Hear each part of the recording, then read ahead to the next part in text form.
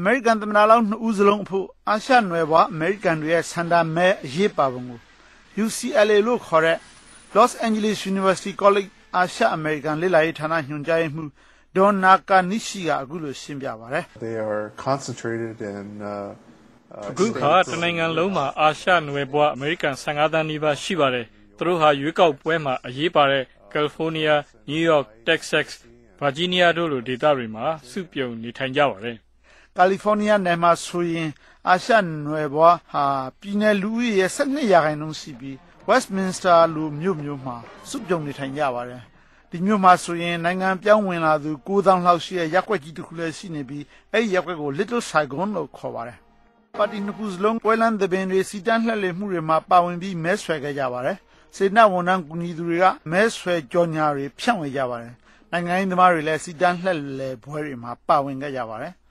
နိုင်ငံပြောင်းလာသူဗီယက်နမ်လူမျိုး Trita ဟာ Westminster ရဲ့မြို့တော်ကောင်စီဝင်တူဖြစ်ပြီး Republican သမ္မတလောင်း John McCain ကိုထောက်ခံအားပေးသူလည်းဖြစ်ပါတယ်သူတို့ရဲ့အမိနိုင်ငံကကိစ္စတွေဟာအရေးကြီးတယ်လို့ဆိုပါတယ် We really concerns issue human rights and democracyကျွန်တော်တို့ဟာလူအခွင့်အရေးနဲ့ဒီမိုကရေစီရေးအတွက်စိုးရိမ်မကင်းဖြစ်ရပါတယ်ဒါဟာဗီယက်နမ်အနွယ်အမေရိကန်တွေအတွက်ထိပ်တန်းပြဿနာပါပဲသူကမကင်းဟာဗီယက်နမ်ကွန်မြူနစ်အစိုးရအကြောင်းကိုကောင်းကောင်းနားလည်တယ်အောက်တိုဘာလအစောပိုင်းကထုတ်ပြန်ခဲ့တဲ့သဘောထားစစ်တမ်းရဲ့ရလဒ်တစ်ခုအရကတော့ဗီယက်နမ်အနွယ်အမေရိကန်တွေရဲ့သုံးပုံနှစ်ပုံဟာမကင်းကိုထောက်ခံကြပါတယ်ဒါပေမဲ့ကျန်အာရှနွယ်ဘွားတွေကတော့အနေနဲ့အများဆိုသလိုအိုဘားမားကိုကြိုက်ကြပါတယ်ပါတီနှစ်ခုစလုံးဟာအာရှပစိဖိတ်နွယ်ဘွားမဲဆန္ဒရှင်တွေကိုစီးရုံနေကြတာပါဗီယက်နမ်အနွယ်အမေရိကန်အမျိုးသမီးလီလီငူယန်ဟာ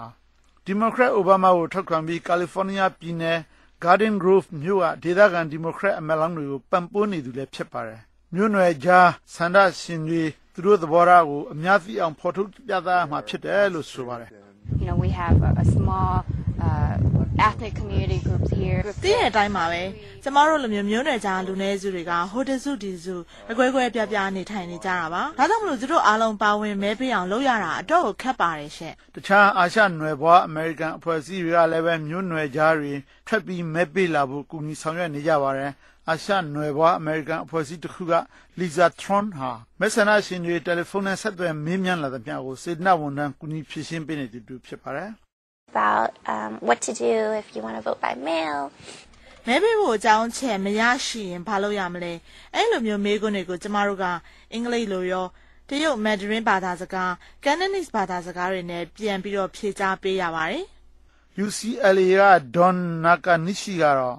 အာရှနွယ်ဘွားအမေရိကန်အများအပြားဟာမကြာခင်ကမှဝင်ရောက်လာကြသူတွေဖြစ်တဲ့အတွက်အမေရိကန်နိုင်ငံရဲ့စနစ်ဟာသူတို့အဖို့အသေးအဆန်းဖြစ်နေပြီမဲ့တစ်နှစ်တစ်နှစ်ပုံမတက်တက်ကြွကြွရှိလာတယ်လို့ဆိုပါတယ်နောက်ဆုံးစစ်တမ်းအရအာရှနွယ်ဘွားသုံးပုံတစ်ပုံဟာပြီးခဲ့တဲ့လအထိဘယ်သူကိုမဲပေးရမှန်းမဆုံးဖြတ်ရသေးပါဘူး